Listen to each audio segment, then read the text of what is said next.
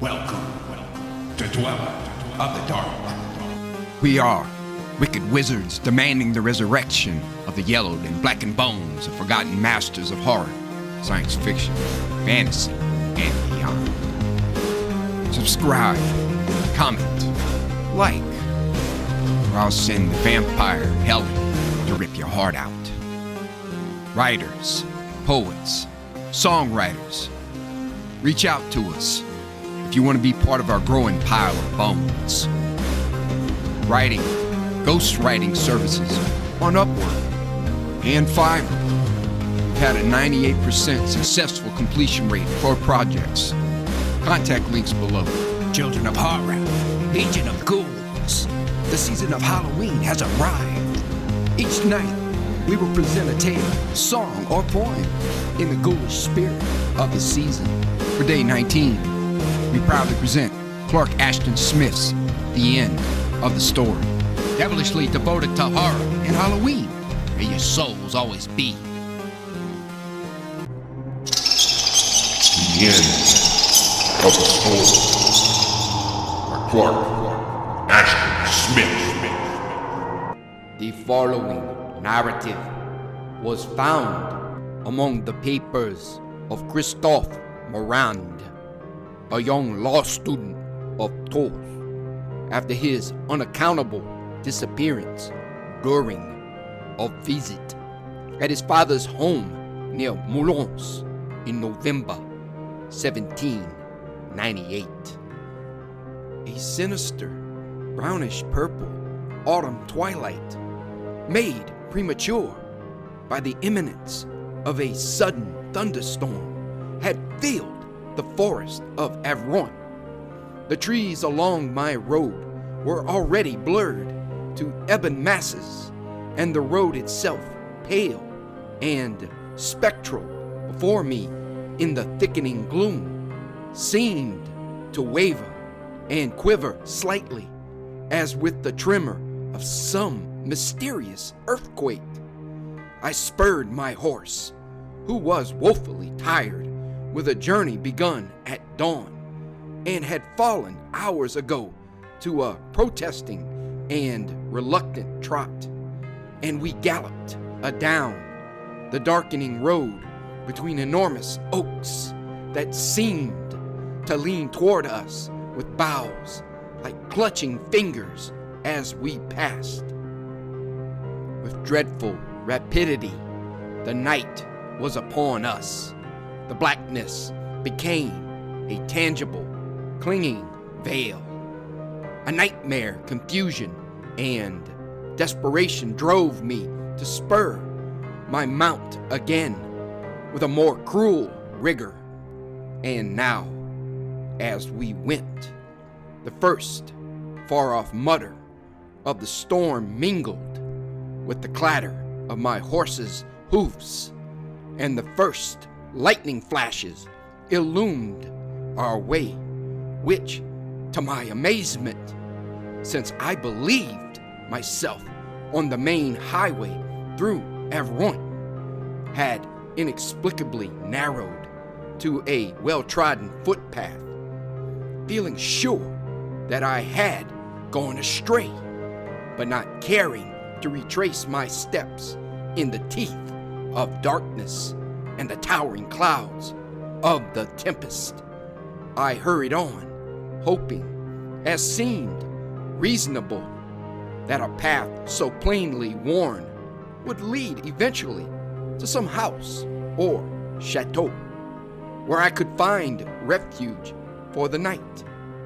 My hope was well-founded, for within a few minutes I descried a glimmering light through the forest boughs, and came suddenly to an open glade where, on a gentle eminence, a large building loomed with several litten windows in the lower story, and a top that was well nigh indistinguishable against the bulks of driven cloud. Doubtless a monastery, I thought, as I drew rein and descending from my exhausted mount, lifted the heavy brazen knocker in the form of a dog's head and let it fall on the oaken door. The sound was unexpectedly loud and sonorous, with a reverberation almost sepulchral, and I shivered involuntarily with a sense of startlement, of unwanted dismay. This, a moment later, was wholly dissipated when the door was thrown open and a tall, ruddy-featured monk stood before me in the cheerful glow of the cressets that illumined a capacious hallway. I bid you welcome to the Abbey of Paragon, he said in a suave rumble, and even as he spoke, another robed and hooded figure appeared and took my horse in charge. As I murmured my thanks and acknowledgments, the storm broke, and tremendous gust of rain, accompanied by ever-nearing peals of thunder, drove with demoniac fury on the door that had closed behind me. It is fortunate that you found us when you did, observed my host. 'Twere ill for man and beast to be abroad in such a hell brew. Divining without question that I was hungry as well as tired, he led me to the refectory and set before me a bountiful meal of mutton, brown bread, lentils, and a strong, excellent red wine. He sat opposite me at the refectory table while I ate, and, with my hunger a little mollified, I took occasion to scan him more attentively. He was both tall and stoutly built, and his features, where the brow was no less broad than the powerful jaw, betokened intellect as well as a love for good living, a certain delicacy and refinement, an air of scholarship, of good taste, and good breeding emanated from him, and I thought to myself, this monk is probably a connoisseur of books as well as of wines. Doubtless my expression betrayed the quickening of my curiosity, for he said, as if in answer, I am Hilaire, the Abbot of Paragon.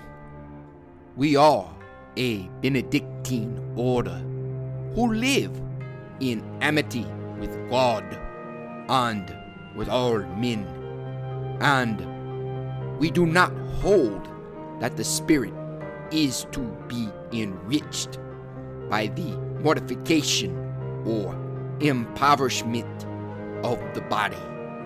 We have in our butteries an abundance of wholesome fire, in our cellars the best and oldest vintages of the district of Avron, and if such things interest you, as mayhap they do, we have a library that is stocked with rare tomes, with precious manuscripts, with the finest works of heathendom and Christendom, even to certain unique writings that survived the Holocaust of Alexandria. I appreciate your hospitality, I said, bowing. I am Christophe Morand, a law student on my way home from Tours to my father's estate near Moulins. I too am a lover of books, and nothing would delight me more than the privilege of inspecting a library so rich and curious as the one whereof you speak. Forthwith, while I finished my meal, we fell to discussing the classics and to quoting and capping passages from Latin, Greek, or Christian authors. My host, I soon discovered, was a scholar of uncommon attainments, with an erudition, a ready familiarity with both ancient and modern literature that made my own seem as that of the merest beginner by comparison. He, on his part, was so good as to commend my far from perfect Latin, and by the time I had emptied my bottle of red wine, we were chatting familiarly like old friends. All my fatigue had now flown, to be succeeded by a rare sense of well-being, of physical comfort combined with mental alertness and keenness. So, when the abbot suggested that we pay a visit to the library, I assented with alacrity. He led me down a long corridor, on each side of which were cells belonging to the brothers of the order, and unlocked with a huge brazen key that depended from his girdle the door of a great room with lofty ceiling and several deep-set windows. Truly, he had not exaggerated the resources of the library, for the long shelves were overcrowded with books, and many volumes were piled high on the tables or stacked in corners. There were rolls of papyrus, of parchment, of vellum. There were strange Byzantine or Coptic Bibles. There were old Arabic and Persian manuscripts with floriated or jewel-studded covers. There were scores of incunabula from the first printing presses. There were innumerable monkish copies of antique authors bound in wood or ivory with rich illuminations and lettering that was often in itself a work of art.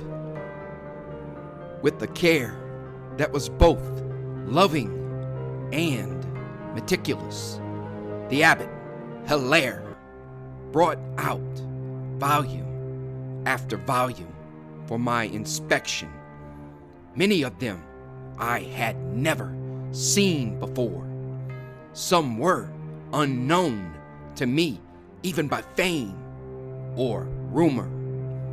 My excited interest, my unfeigned enthusiasm evidently pleased him, for at length he pressed a hidden spring in one of the library tables and drew out a long drawer in which, he told me, were certain treasures that he did not care to bring forth for the edification or delectation of many, and whose very existence was undreamed of by the monks.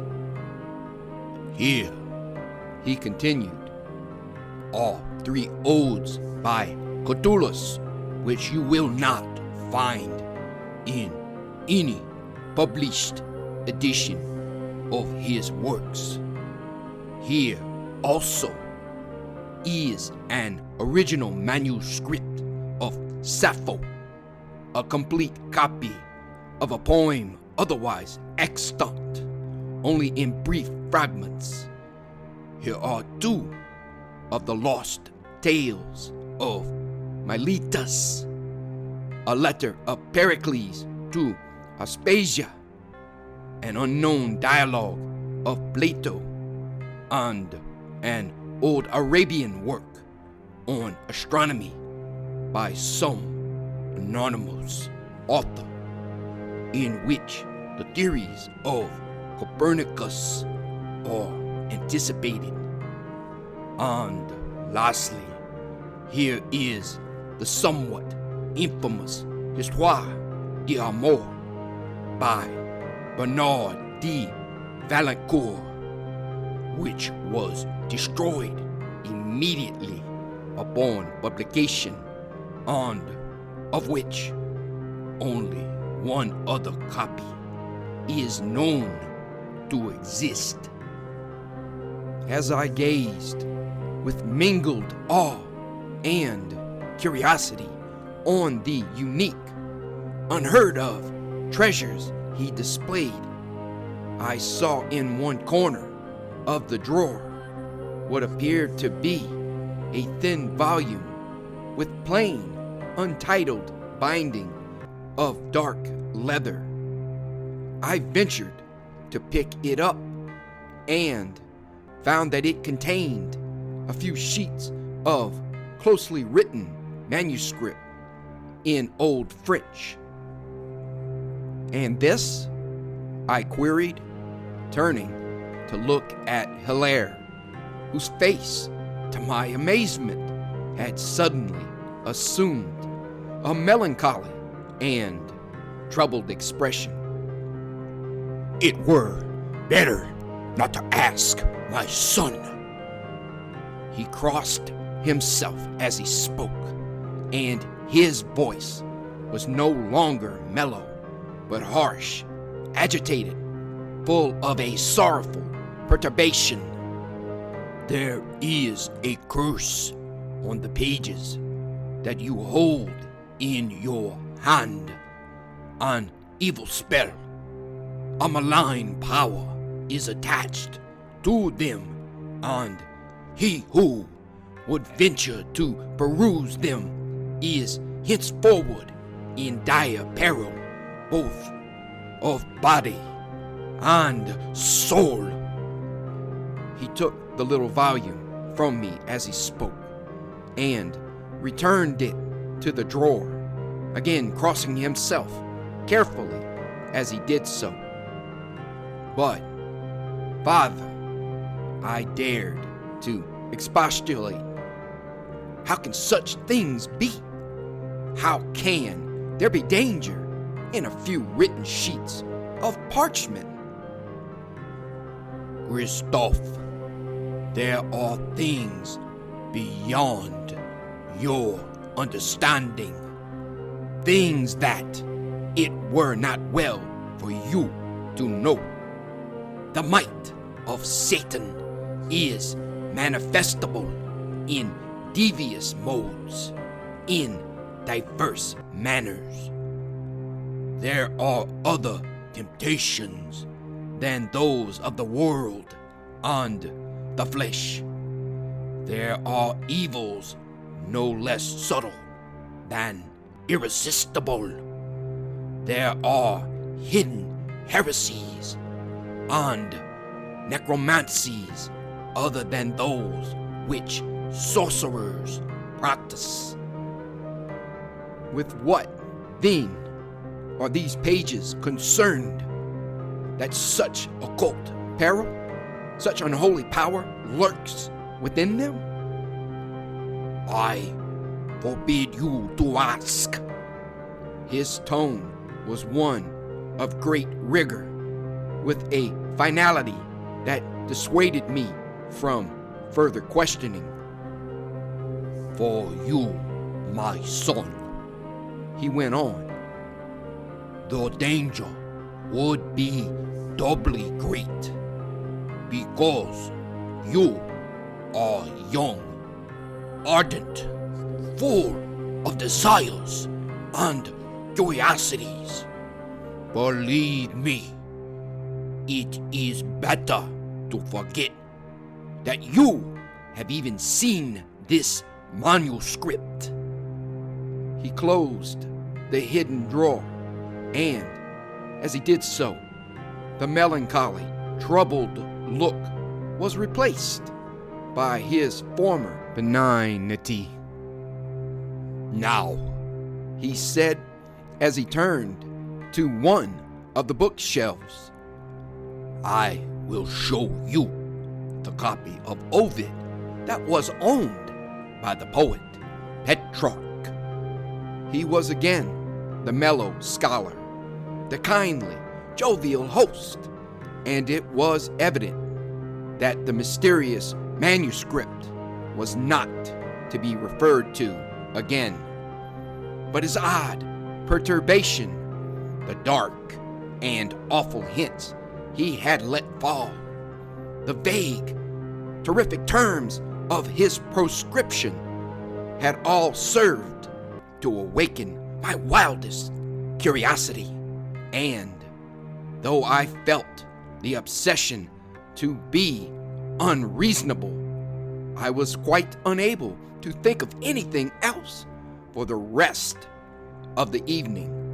All manner of speculations, fantastic, absurd, outrageous, ludicrous, terrible, defiled through my brain as I duly admired the incunabula which Hilaire took down so tenderly from the shelves for my delectation. At last, toward midnight, he led me to my room, a room especially reserved for visitors, and with more of comfort, of actual luxury in its hangings, carpets, and deeply quilted bed than was allowable in the cells of the monks or of the abbot himself. Even when Hilaire had withdrawn, and I had proved for my satisfaction the softness of the bed allotted me, my brain still whirled with questions concerning the forbidden manuscript. Though the storm had now ceased, it was long before I fell asleep. But slumber, when it finally came, was dreamless and profound. When I awoke, a river of sunshine, clear as molten gold, was pouring through my window. The storm had wholly vanished, and no lightest tatter of cloud was visible anywhere in the pale blue October heavens. I ran to the window and peered out on a world of autumnal forest and fields, all a-sparkle with the diamonds of rain. All was beautiful. All was idyllic to a degree that could be fully appreciated only by one who had lived for a long time, as I had, within the walls of a city with towered buildings in lieu of trees and cobbled pavements where grass should be. But charming as it was, the foreground held my gaze only for a few moments. Then, beyond the tops of the trees, I saw a hill, not more than a mile distant, on whose summit there stood the ruins of some old chateau, the crumbling, broken down condition of whose walls and towers was plainly visible. It drew my gaze irresistibly with an overpowering sense of romantic attraction, which somehow seemed so natural, so inevitable, that I did not pause to analyze or wonder. And once having seen it, I could not take my eyes away, but lingered at the window for how long I knew not, scrutinizing as closely as I could the details of each time-shaken turret and bastion. Some undefinable fascination was inherent in the very form, the extent, the disposition of the pile. Some fascination not dissimilar to that exerted by a strain of music, by a magical combination of words in poetry, by the features of a beloved face.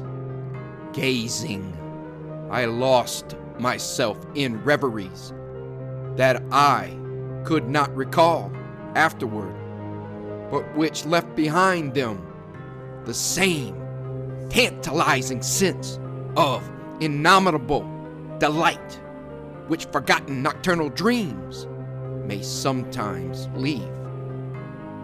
I was recalled to the actualities of life by a gentle knock at my door, and realized that I had forgotten to dress myself.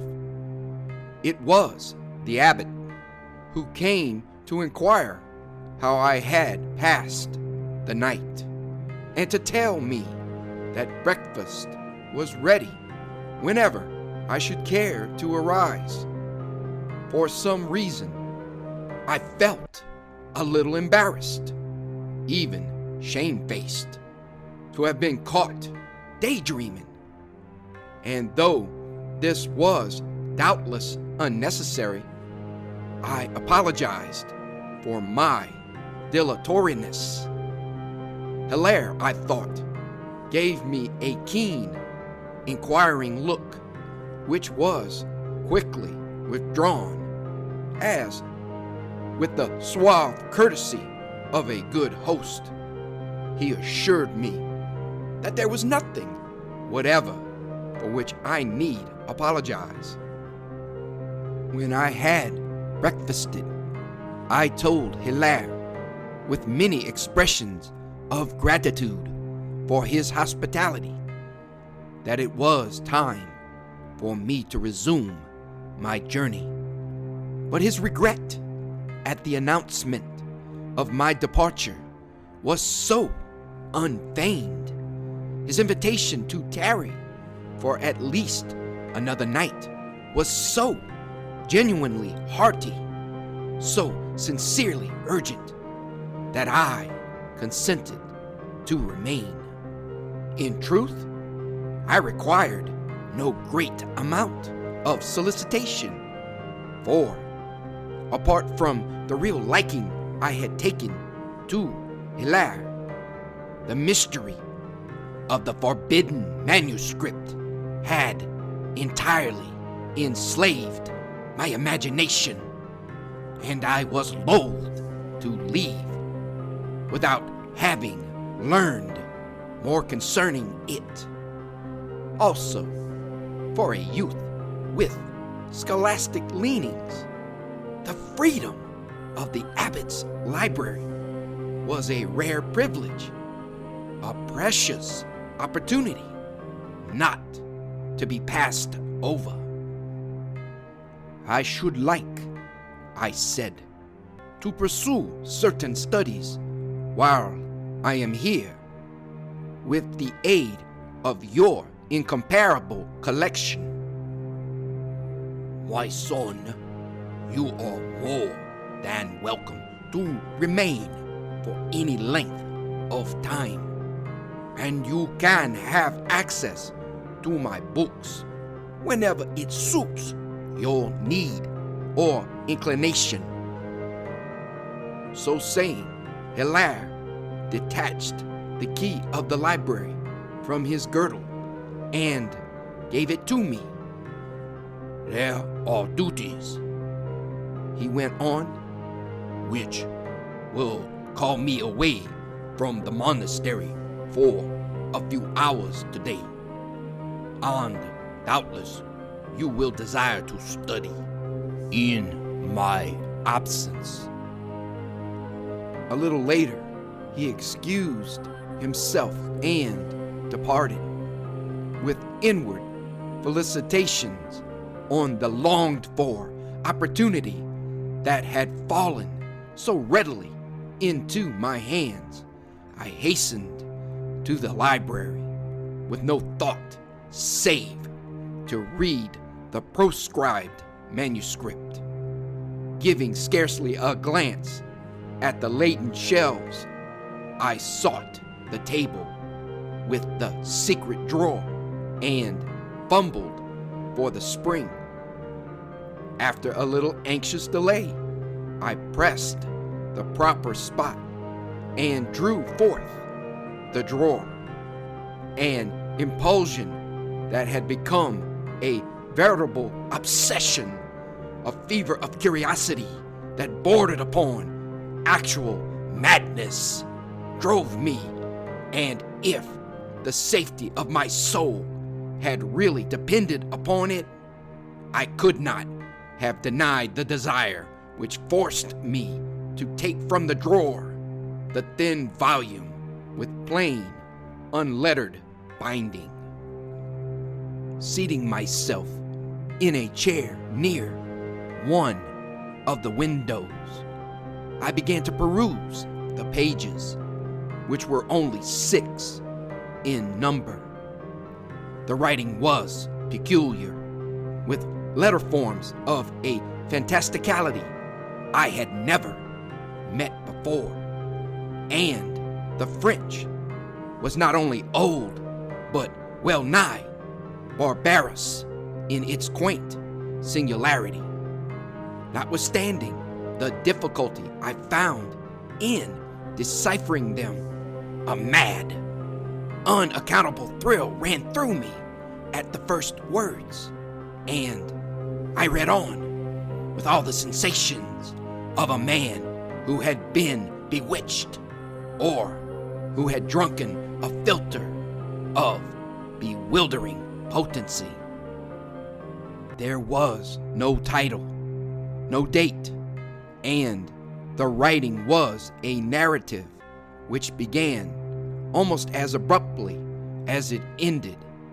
It concerned one Gerard, Comte de Ventelion, who, on the eve of his marriage to the renowned and beautiful Demoiselle Eleanor Deslices, had met in the forest near his chateau a strange, half-human creature with hoofs and horns. Now Gerard, as the narrative explained, was a knightly youth of indisputably proven valor, as well as a true Christian. So, in the name of our Savior, Jesus Christ, he bade the creature stand and give an account of itself. Laughing wildly in the twilight, the bizarre being capered before him and cried, "I am a satyr, and your Christ is no less to me than the weeds that grow on your kitchen middens." Appalled by such blasphemy, Gerard would have drawn his sword to slay the creature, but again it cried, saying, "Stay, Gerard de Ventelion, and I will tell you a secret, knowing which you will forget the worship of Christ and forget your beautiful bride of tomorrow and turn your back on the world and on the very sun itself, with no reluctance and no regret. Now, albeit half unwillingly, Gerard lent the satyr an ear, and it came closer and whispered to him, and that which it whispered is not known. But before it vanished amid the blackening shadows of the forest, the satyr spoke aloud once more and said, "The power of Christ has prevailed like a black frost on all the woods, the fields, the rivers, the mountains, where abode in their felicity the glad immortal goddesses and nymphs of yore. But still, in the cryptic caverns of earth, in places far underground, like the hell your priest have fabled, there dwells the pagan loveliness. There cry the pagan ecstasies." and with the last words, the creature laughed again, its wild, unhuman laugh, and disappeared among the darkening boles of the twilight trees. From that moment, a change was upon Gerard de Ventelon. He returned to his chateau with downcast mien, speaking no cheery or kindly word to his retainers, as was his wont, but sitting or pacing always in silence, and scarcely heeding the food that was set before him. Nor did he go that evening to visit his betrothed, as he had promised. But toward midnight, when a waning moon had arisen red, as from a bath of blood, he went forth clandestinely by the postern door of the chateau, and followed an old, half-obliterated trail through the woods, found his way to the ruins of the Chateau de Force-Flamme, which stands on a hill opposite the Benedictine Abbey of Bérégon. Now these ruins, said the manuscript, are very old and have long been avoided by the people of the district, for a legendry of immemorial evil clings about them, and it is said that they are the dwelling place of foul spirits, the rendezvous of sorcerers and succubi. But Gerard, as if oblivious or fearless of their ill renown, plunged like one who is devil-driven into the shadow of the crumbling walls, and went with the careful groping of a man who follows some given direction to the northern end of the courtyard. There, directly between and below the two centermost windows, which, it may be, looked forth from the chamber of forgotten châtellons, he pressed with his right foot on a flagstone differing from those about it in being of a triangular form, and the flagstone moved and tilted beneath his foot, revealing a flight of granite steps that went down into the earth. Then, lighting a taper he had brought with him, Gerard descended the steps, and the flagstone swung into place behind him. On the morrow, his betrothed, Eleanor de Lys, and all her bridal train waited vainly for him at the Cathedral of Vaillant, the principal town of Avroin, where the wedding had been set. And from that time his face was beheld by no man, and no vaguest rumor of Gerard de Ventillon or of the fate that befell him has ever passed among the living. Such was the substance of the forbidden manuscript, and thus it ended. As I have said before, there was no date, nor was there anything to indicate by whom it had been written or how the knowledge of the happenings related had come into the writer's possession. But, oddly enough, it did not occur to me to doubt their veracity for a moment, and the curiosity I had felt concerning the contents of the manuscript was now replaced by a burning desire, a thousandfold more powerful, more obsessive, to know the ending of the story and to learn what Gerard de Ventillon had found when he descended the hidden steps.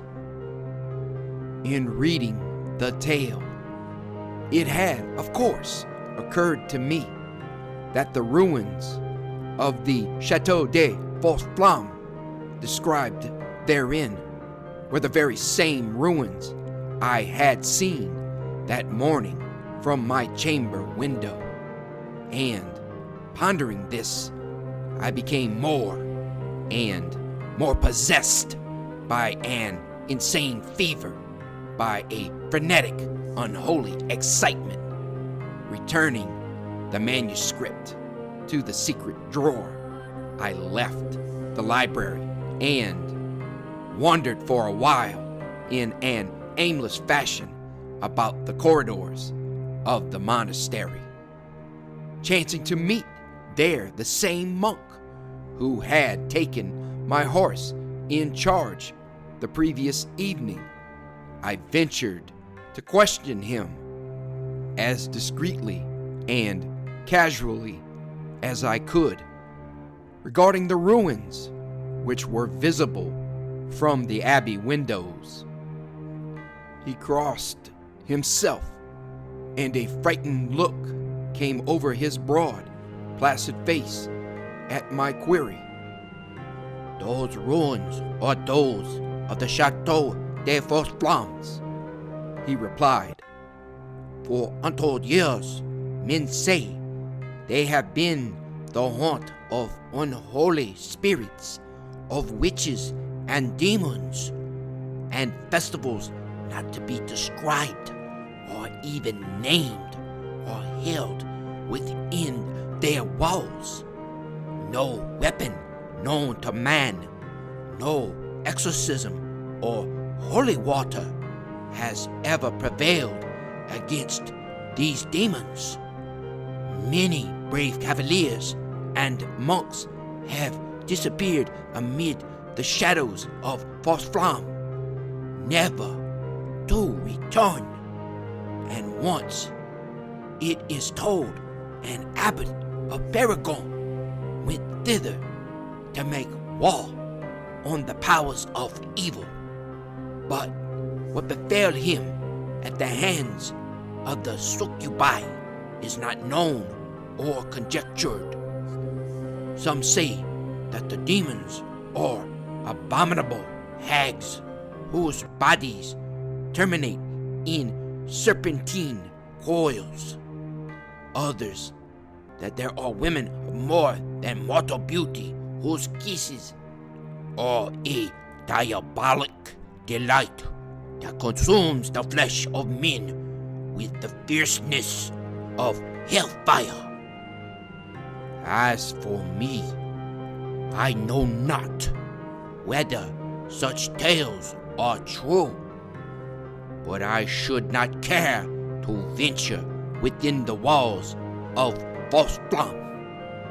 Before he had finished speaking, a resolve had sprung to life, full-born in my mind. I felt that I must go to the Chateau de False-Flam and learn for myself, if possible, all that could be learned. The impulse was immediate, overwhelming, ineluctable, and even if I had so desired, I could no more have fought against it than if I had been the victim of some sorcerer's infatuation.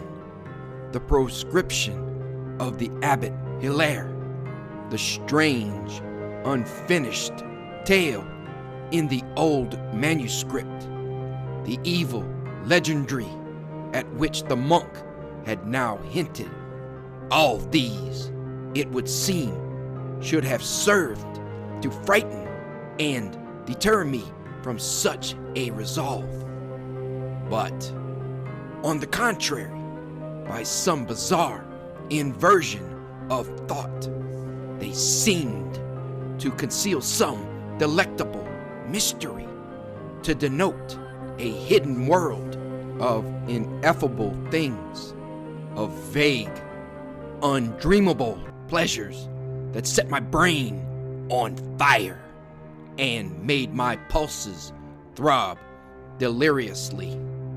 I did not know, I could not conceive of what these pleasures would consist, but in some mystical manner, I was as sure of their ultimate reality as the Abbot Hilaire was sure of heaven.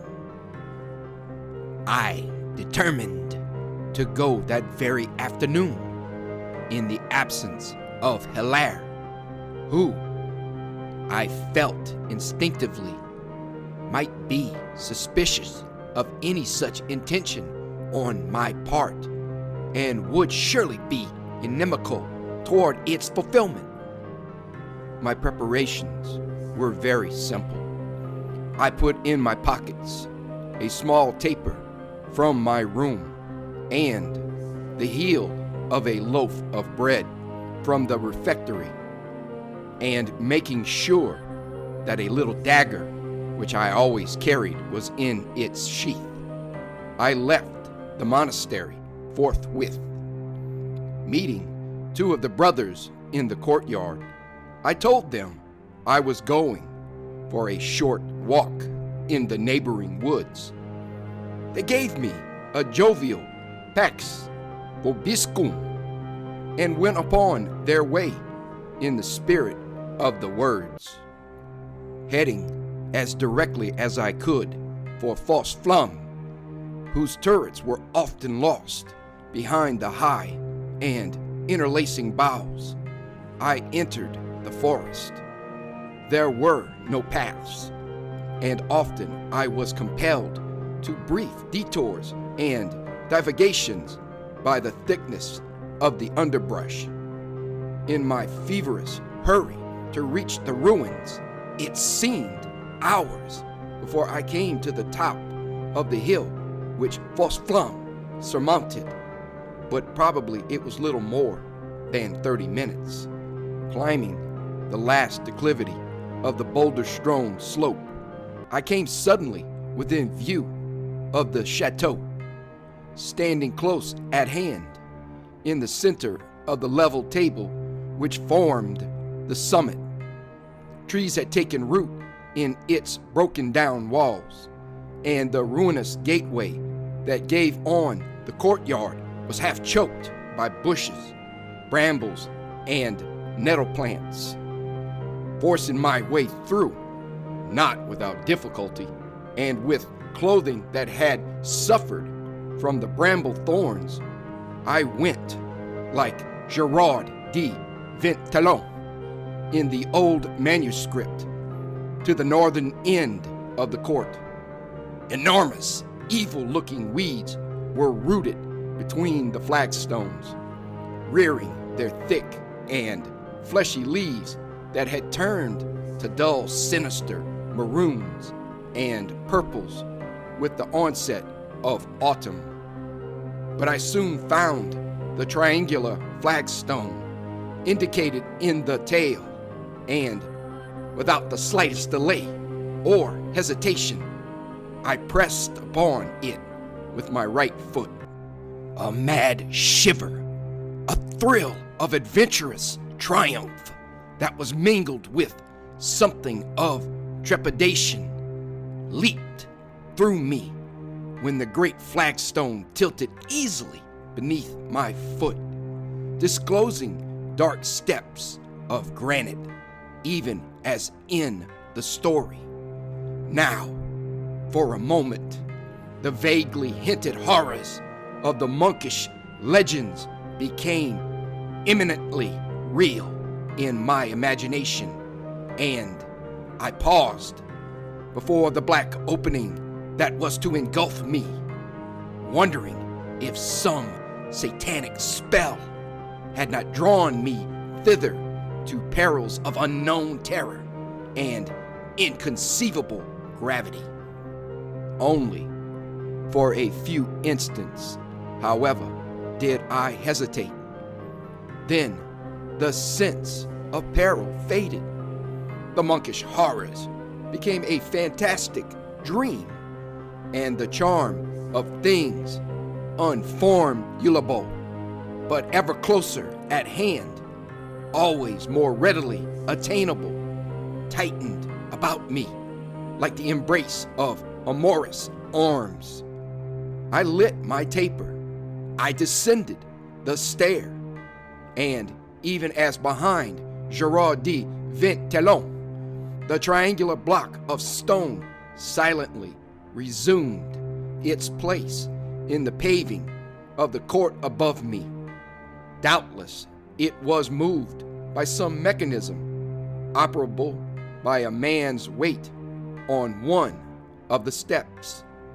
But I did not pause to consider its modus operandi, or to wonder if there were any way by which it could be worked from beneath to permit my return. There were perhaps a dozen steps, terminating in a low, narrow, musty vault that was void of anything more substantial than ancient, dust-encumbered cobwebs.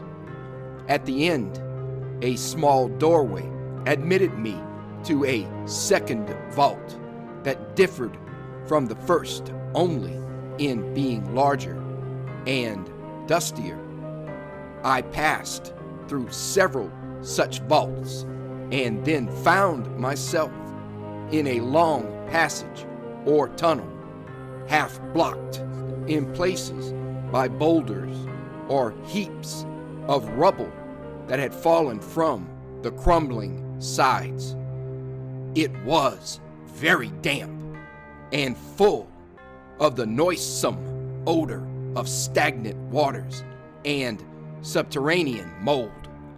My feet splashed more than once in little pools, and drops fell upon me from above, fetid and foul, as if they had oozed from a charnel.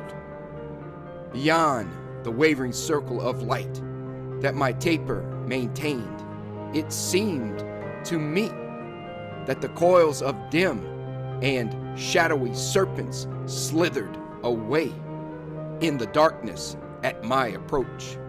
But I cannot be sure whether they really were serpents or only the troubled and retreating shadows seen by an eye that was still unaccustomed to the gloom of the vaults. Rounding a sudden turn in the passage, I saw the last thing I had dreamt of seeing, the gleam of sunlight at what was apparently the tunnel's end. I scarcely know what I had expected to find, but such an eventuation was somehow altogether unanticipated. I hurried on in some confusion of thought and stumbled through the opening to find myself blinking in the full rays of the sun. Even before I had sufficiently recovered my wits and my eyesight to take note of the landscape before me, I was struck by a strange circumstance. Though it had been early afternoon when I entered the vaults, and though my passage through them could have been a matter of no more than a few minutes, the sun was now nearing the horizon. There was also a difference in its light, which was both brighter and mellower than the sun I had seen above Avroin, and the sky itself was intensely blue, with no hint of autumnal pallor. Now, with ever-increasing stupefaction, I stared about me and could find nothing familiar or even credible in the scene upon which I had emerged. Contrary to all reasonable expectation, there was no semblance of the hill upon which False Flam stood, or of the adjoining country, but around me was a placid land of rolling meadows, through which a golden gleaming river meandered toward a sea of deepest azure that was visible beyond the tops of laurel trees. But there are no laurel trees in Avroin, and the sea is hundreds of miles away. Judge then my complete confusion and dumbfoundment. It was a scene of such loveliness as I have never before beheld. The meadow grass at my feet was softer and more lustrous than emerald velvet, and was full of violets and many-colored asphodels. The dark green of ilex trees was mirrored in the golden river, and far away I saw the pale gleam of a marble acropolis on a low summit above the plain. All things bore the aspect of a mild and clement spring that was verging upon an opulent summer.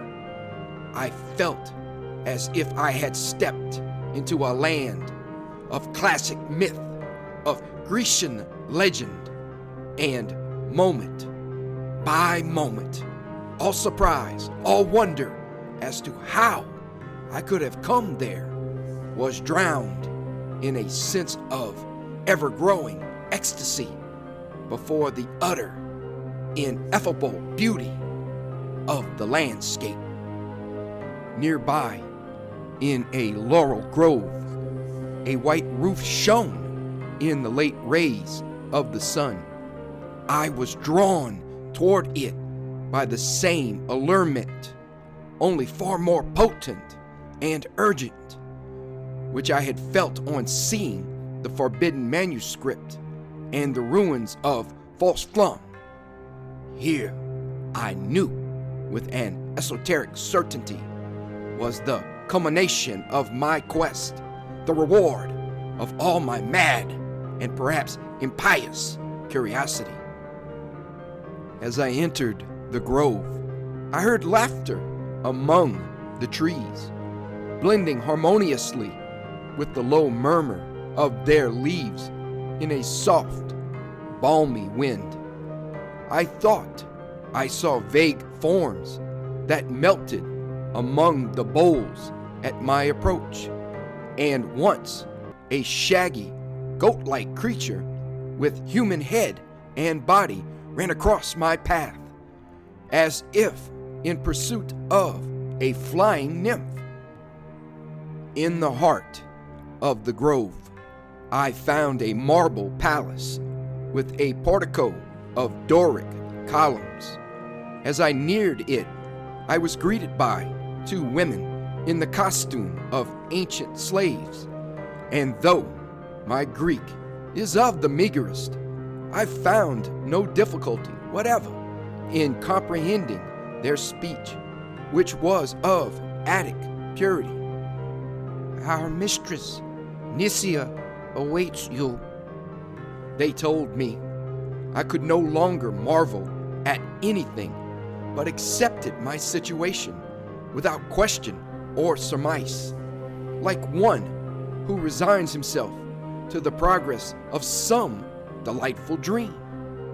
Probably, I thought, it was a dream, and I was still lying in my bed at the monastery. But never before had I been favored by nocturnal visions of such clarity and surpassing loveliness.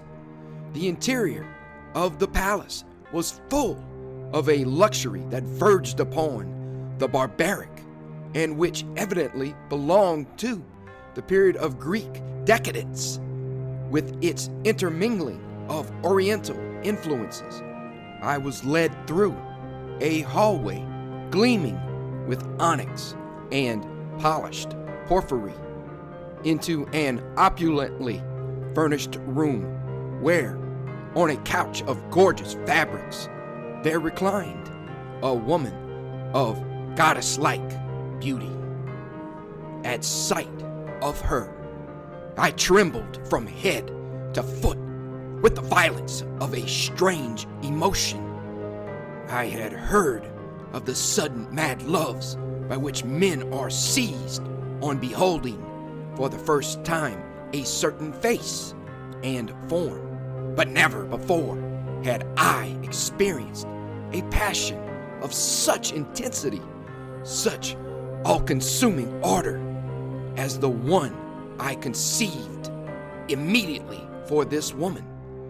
Indeed, it seemed as if I had loved her for a long time, without knowing that it was she whom I loved, and without being able to identify the nature of my emotion or to orient the feeling in any manner. She was not tall, but was formed with exquisite voluptuous purity of line and contour. Her eyes were of a dark sapphire blue, with molten depths into which the soul was fain to plunge as into the soft abysses of a summer ocean. The curve of her lips was enigmatic, a little mournful, and gravely tender as the lips of an antique Venus. Her hair, brownish rather than blonde, fell over her neck and ears and forehead in delicious ripples confined by a plain fillet of silver.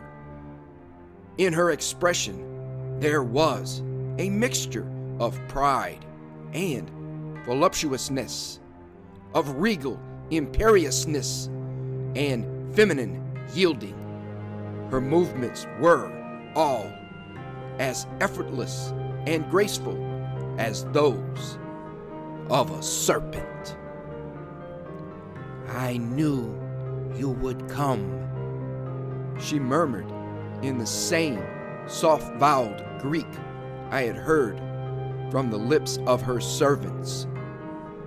I have waited for you long, but when you sought refuge from the storm in the Abbey of Paragon and saw the manuscript in the secret drawer. I knew that the hour of your arrival was at hand. Ah! You did not dream that the spell which drew you so irresistibly, with such unaccountable potency, was the spell of my beauty, the magical allurement of my love. Who are you? I queried. I spoke readily in Greek, which would have surprised me greatly an hour before, but now I was prepared to accept anything whatever, no matter how fantastic or preposterous, as part of the miraculous fortune, the unbelievable adventure which had befallen me. I am Nicia, she replied to my question. I love you, and the hospitality of my palace and of my arms is at your disposal. Need you know anything more? The slaves had disappeared. I flung myself beside the couch and kissed the hand she offered me, pouring out protestations that were no doubt incoherent, but were nevertheless full of an ardor that made her smile tenderly.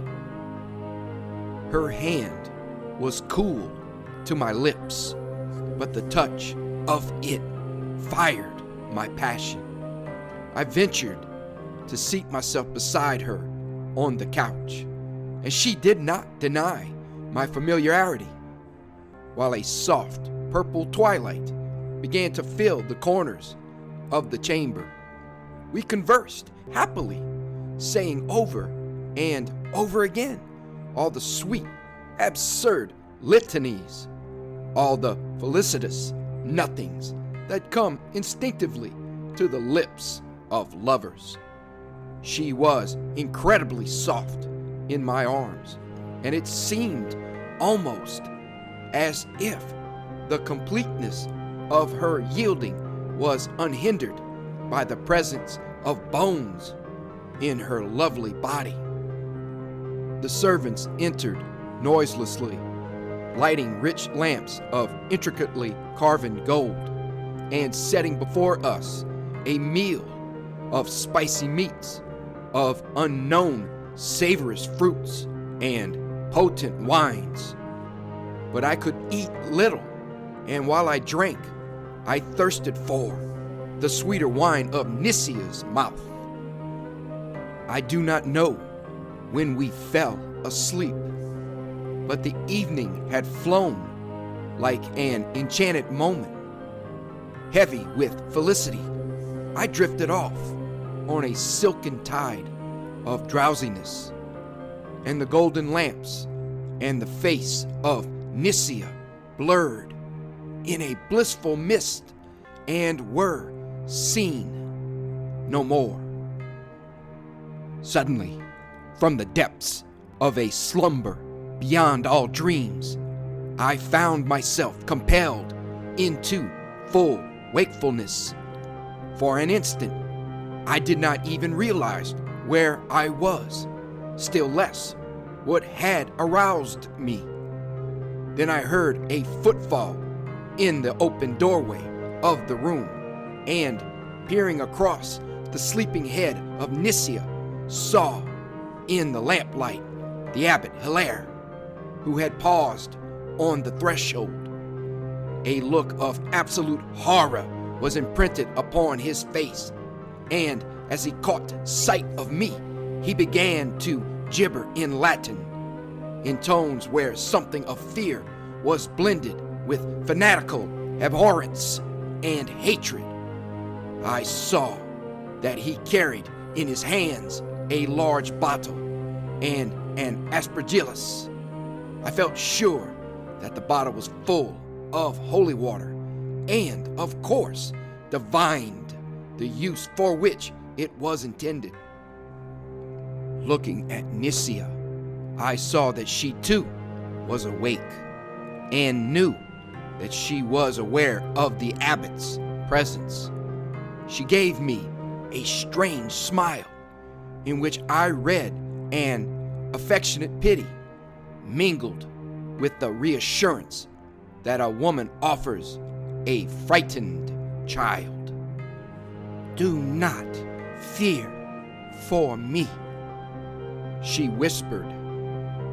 "The vampire, accursed Lamia, she-serpent of hell," thundered the abbot suddenly as he crossed the threshold of the room, raising the aspergillus aloft.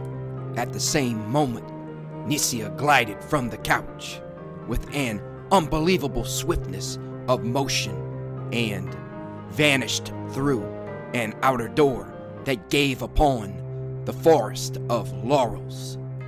Her voice hovered in my ear, seeming to come from an immense distance.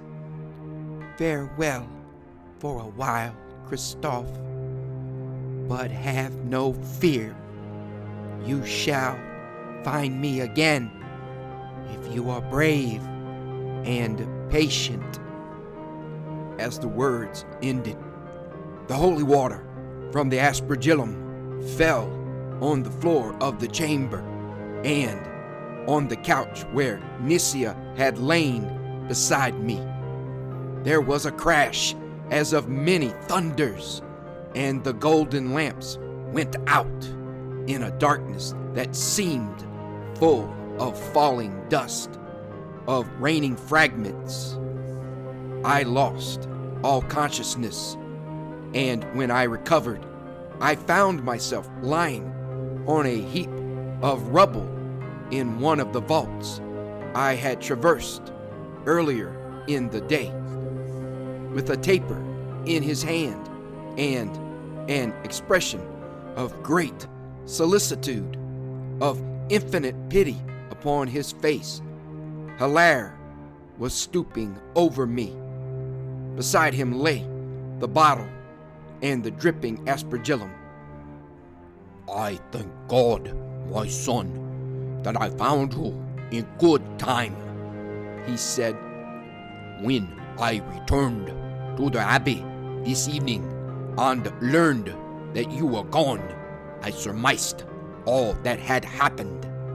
I knew you had read the accursed manuscript in my absence and had fallen under its baleful spell, as have so many others, even to a certain Reverend Abbot, one of my predecessors. All of them, alas, beginning hundreds of years ago with Gerard the Ventelon, have fallen victims to the Lamia who dwells in these vaults." "The Lamia?" I questioned, hardly comprehending his words. "Yes, my son, the beautiful Nisia who lay in your arms this night is a Lamia, an ancient vampire who maintains in these noisome vaults her palace of beatific illusions. How she came to take up her abode at Fosflam is not known, for her coming antedates the memory of men. She is old as paganism. The Greeks knew her. She was exorcised by Apollonius of Tyana, and if you could behold her as she really is, you would see, in lieu of her voluptuous body, the folds of a foul and monstrous serpent. All those whom she loves and admits to her hospitality, she devours in the end, after she has drained them of life and vigor with the diabolic delight of her kisses. The laurel-wooded plain you saw, the ilex-bordered river, The marble palace and all the luxury therein were no more than a satanic delusion, a lovely bubble that arose from the dust and mold of immemorial death, of ancient corruption. They crumbled at the kiss of the holy water I brought with me when I followed you. But Nicia, alas, has escaped, and I fear she will still survive to build again her palace of demoniacal enchantments, to commit again and again the unspeakable abomination of her sins. Still, in a sort of stupor at the ruin of my newfound happiness, at the singular revelations made by the abbot, I followed him obediently as he led the way through the vaults of Fosflam. He mounted the stairway by which I had descended, and as he neared the top and was forced to stoop a little, the great flagstone swung upward, letting in a stream of chill moonlight. We emerged, and I permitted him to take me back to the monastery. As my brain began to clear, and the confusion into which I had been thrown resolved itself, a feeling of resentment grew apace, a keen anger at the interference of Hilaire, unheedful whether or not he had rescued me from dire physical and spiritual perils. I lamented the beautiful dream of which he had deprived me. The kisses of Nicia burned softly in my memory, and I knew that whatever she was, woman or demon or serpent, there was no one in all the world who could ever arouse in me the same love and the same delight. I took care, however, to conceal my feelings from Hilaire, realizing that a betrayal of such emotions would merely lead him to look upon me as a soul that was lost beyond redemption. On the morrow, pleading the urgency of my return home, I departed from Berrigan. Now, in the library of my father's house near Moulins, I write this account of my adventures. The memory of Nicia is magically clear, ineffably dear, as if she were still beside me. And still I see the rich draperies of a midnight chamber, illumined by lamps of curiously carven gold. And still I hear the words of her farewell. Have no fear. You shall find me again if you are brave and patient. Soon I shall return to visit again the ruins of the Chateau de Fosflam and redescend into the vaults below the triangular flagstone. But in spite of the nearness of Berrigan to Fosflam, in spite of my esteem for the abbot, my gratitude for his hospitality, and my admiration for his incomparable library, I shall not care to revisit my friend Hilaire.